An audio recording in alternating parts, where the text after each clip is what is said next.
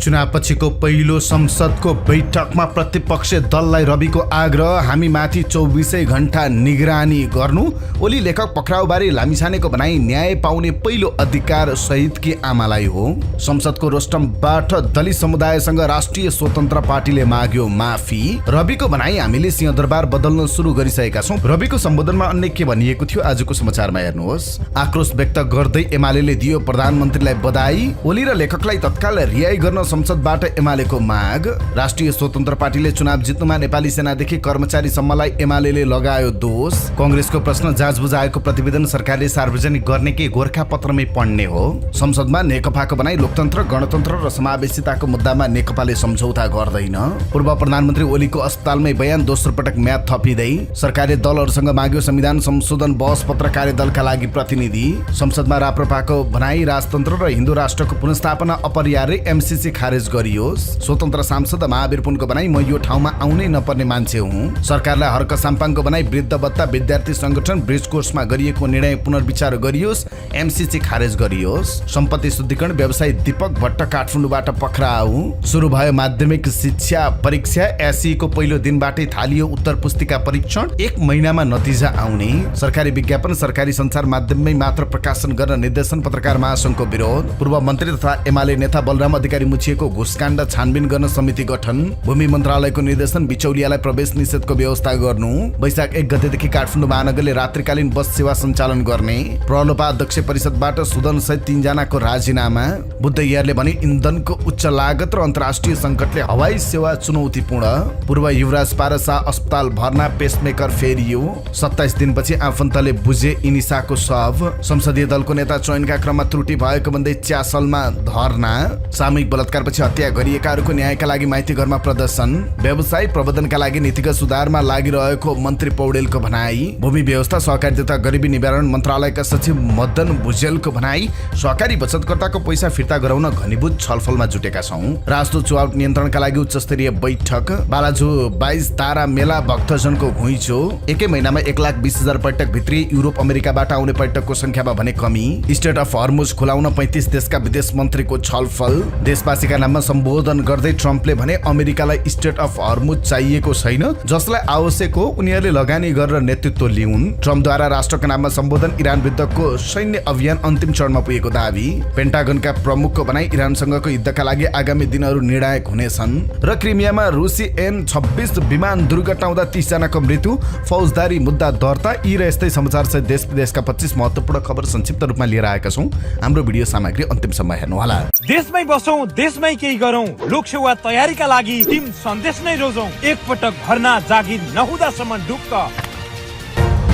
नमस्कार, इन्सा नेपाल न्युजमा यहाँहरू सम्पूर्णलाई हार्दिक स्वागत छ। म सुजन पौडेल। सदाका दिन जस्तै आज पनि हामी देश दुनियाँको ताजा अनि महत्त्वपूर्ण खबर अपडेट सहित तपाईँ माझ उपस्थित भएका छौँ। तपाईँले हाम्रो न्युज बुलेटिन कहाँबाट हेर्दै हुनुहुन्छ कृपया आफ्नो गाउँठाउँको नाम तलको कमेन्ट बक्समा लेखिदिनु होला। प्रस्तुत गरेको समाचार सामग्री मन परेको छ भने कृपया हाम्रो भिडियो सामग्रीमा एउटा लाइक अवश्य गरिदिनु होला। आजको समाचार सुरुवात गरौँ संसदमा रवि लामिछानेको सम्बोधन सम्बन्धी प्रसङ्गबाट। राष्ट्रिय स्वतन्त्र पार्टीका सभापति रवि लामिछानेले पार्टीले पाएको जनमत सरकार चलाउन नभई कार्यशैली बदल्नका लागि भएको बताउनु भएको छ।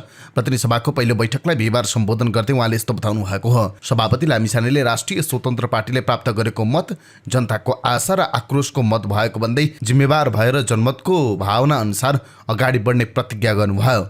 जनताले परिवर्तनका लागि राष्ट्रिय स्वतन्त्र पार्टीलाई रोजेको भन्दै उक्त मतादेशको कदर गर्दै जिम्मेवार भएर गुण तिर्ने प्रतिज्ञा गर्नुभयो।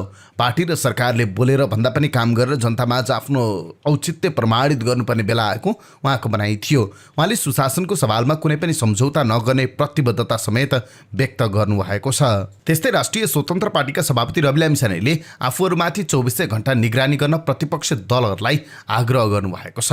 बिहिबार सुरु भएको प्रतिनिधि सभाको बैठकलाई सम्बोधन गर्ने क्रममा उहाँले यस्तो आग्रह गर्नुभएको हो। प्रतिपक्षमाथि मेरो अनुरोध छ, हामीमाथि 24 घण्टा निगरानी राख्नुहोला लामिछानेले भन्नुभयो। साथै उहाँले आफ्ना सांसदहरूलाई प्रश्न सोधेर आएको सम्झाउँदै जिम्मेवारी पनि उति नै रहने बताउनु भएको छ।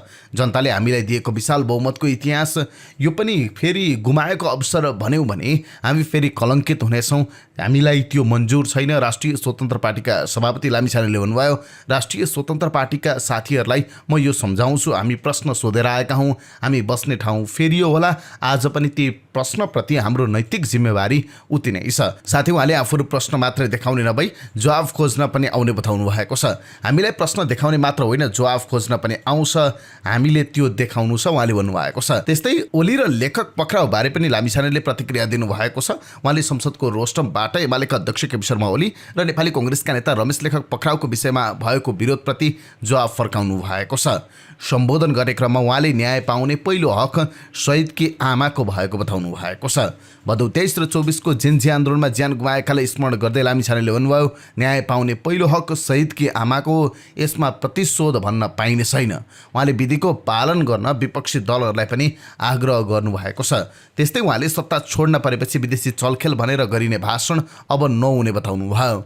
यसअघि सत्तामा रहेका दलहरूलाई लक्षित गर्दै उहाँले भन्नुभयो, सत्ता छोड्न परेपछि विदेशी चलखेल भन्ने खेल अब हुने छैन, पारदर्शी परराष्ट्र नीति अब हुनेछ, यसले पहिले राष्ट्रहित सुनिश्चित गर्नेछ। उहाँले स्वदेशी र विदेशी लगानीकर्तालाई नेपालमा पारदर्शिता र सुरक्षाको ग्यारेन्टी पनि गर्नुभएको छ। प्रतिनिधि सभाको रोस्टमबाट दलित समुदायसँग माफी माग्नु भएको छ। प्रतिनिधि सभाको पहिलो बैठकमा सम्बोधन गर्दै लामिछानेले सदियौँदेखिको अन्यायका लागि भन्दै हात जोडेर माफी माग्नु भएको छ। गल्ती भयो कि भएन भनेर अन्यल हुँदा खगेन्द्र सुनारले माफी माग्नुभयो। के खगेन्द्र सुनारमाथि सदियौँदेखि अन्याय हुँदा हामीले माफी माग्यौँ? उहाँले भन्नुभयो, यो देशको दलित समुदायलाई मैले आज केही भन्नु छ। सरकारका तर्फबाट उहाँले दलित समुदायसँग माफी माग्नुभयो। यो सरकार शताब्दीौँदेखि विभेदको, अन्यायको, अत्याचारको सार्वजनिक र सामूहिक माफी माग्दछ, यो सदनबाट उहाँले भन्नुभएको छ। उहाँले आजसम्म दलित समुदायलाई भएको विभेद अन्याय नभई सङ्गठित अपराध भएको बताउनुभयो। अब कुनै पनि नेपाली जातका आधारमा अपमानित महसुस गर्ने छैनन्, उहाँको भनाइ थियो। त्यस्तै उहाँले आफ्नो पार्टीलाई जनताले सिंहदरबार चलाउन मात्रै नभई बदल्ने जिम्मेवारी दिएको बताउनु भएको छ। साथै उहाँले आफूहरूले बदल्न सुरु गरिसकेको बताउनु भएको छ। हामीलाई सिंहदरबार चलाउन होइन, सिंहदरबार बदल्न दिएको हो, हामीले बदल्न सुरु गरिसकेका छौँ उहाँले भन्नुभएको छ। साथै उहाँले जनतालाई आभार मात्रै प्रकट नगर्न भन्दै मतादेशको गुण जिम्मेवार भएर पुरा गर्ने बताउनु भएको छ। मेरा मित्र माननीय खगेन्द्र सुनार निर्वाचित भएर यहाँ आउनुभएको छ।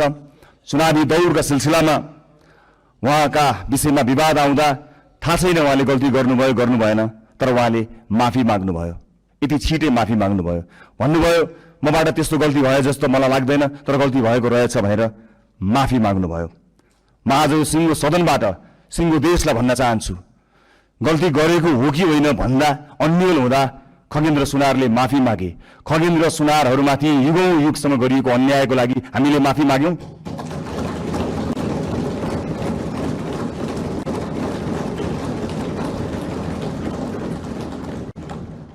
यो देशको दलित समुदायलाई मैले आज सार्वजनिक क्षमा याचनाका साथ केही भन्नु छ। यो सरकार शताब्दीदेखिको विभेदको, अन्यायको, अत्याचारको इतिहाससँग पहिलो पटक सामूहिक र सार्वजनिक माफी माग्दैछ, त्यो पनि यो सदनबाट।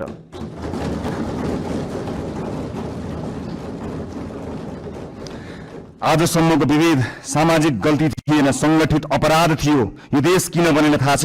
किनकि जसका हातमा सिप थियो तिनलाई हामीले अछुत भन्यौं। अब कुनै पनि नेपाली जातका नाममा झुक्नु पर्ने छैन। म सिङ्गो पार्टी, सम्माननीय प्रधानमन्त्रीज्यू, सरकारको तर्फबाट पनि माफी माग्छौं र यो माफीको मूल्य अब न्यायले गर्नेछ भन्ने कुरा पनि सुनिश्चित गर्न चाहन्छु। प्रतिनिधि सभाको पहिलो ऐसीको गलत ढङ्गबाट प्रयोग गरी बन्दी बनाइएको छ। उहाँले भन्नुभयो, यो गम्भीर आपत्तिको विषय हो। यो विषयलाई लिएर देशव्यापी विरोध भइरहेको छ। आज सरकारले निर्मम दमन गरिरहेको छ। आजै पूर्व प्रधानमन्त्री केपी शर्मा ओली र पूर्व गृहमन्त्री रमेश लेखकको रिहाईको माग गर्दछौँ उहाँले भन्नुभएको छ। नेकपा एमाले प्रधानमन्त्री बालेन शाह नेतृत्वको सरकारलाई प्रतिनिधि सभा बैठकबाट बधाई दिएको छ। एमालेका संसदीय दलका नेता रामबहादुर थापाले संसद बैठकबाट दलीय आधारमा सम्बोधन गर्दै जेन्जी आन्दोलनको घटनामा राष्ट्रिय स्वतन्त्र पार्टीकै संलग्नता रहेको बताउँदै टिप्पणी सहित प्रधानमन्त्रीलाई बधाई दिनुभएको हो। राष्ट्रिय स्वतन्त्र पार्टीको अघोषित रङ्ग क्रान्ति भदौ 23 र 24मा सफलतापूर्वक गरियो। फागुन 21 गते आम निर्वाचन मार्फत नीलो क्रान्ति सम्पन्न गरियो। उहाँले भन्नुभयो, चैत 13 गते भव्य धार्मिक अनुष्ठान सहित प्रधानमन्त्री नियुक्त गरियो। नेकपा एमालेको तर्फबाट यो अभूतपूर्व विजयी बधाई भन्न चाहन्छु। नेपाली कांग्रेसका सांसद भीष्मराज आङदेम्बेले प्रधानमन्त्री बालेन्द्र शाहसँग जाँचबुझ आएको प्रतिवेदन सरकारबाट सार्वजनिक हुन्छ कि हुँदैन भनेर प्रश्न गर्नुभएको छ। बिहीबार प्रतिनिधि सभाको पहिलो बैठकमा बोल्दै आङदेम्बेले पूर्व न्यायाधीश गौरीबहादुर कार्की आयोग र सरकारको नियतमाथि नै प्रश्न गर्दै यस्तो प्रश्न सोध्नु भएको हो। जाँचबुझ आयोगको प्रतिवेदन स्वयं सरकारले सार्वजनिक पनि गर्ने कि प्रधानमन्त्रीजीले पनि गोरखापत्र पढ्ने उहाँले भन्नुभएको छ।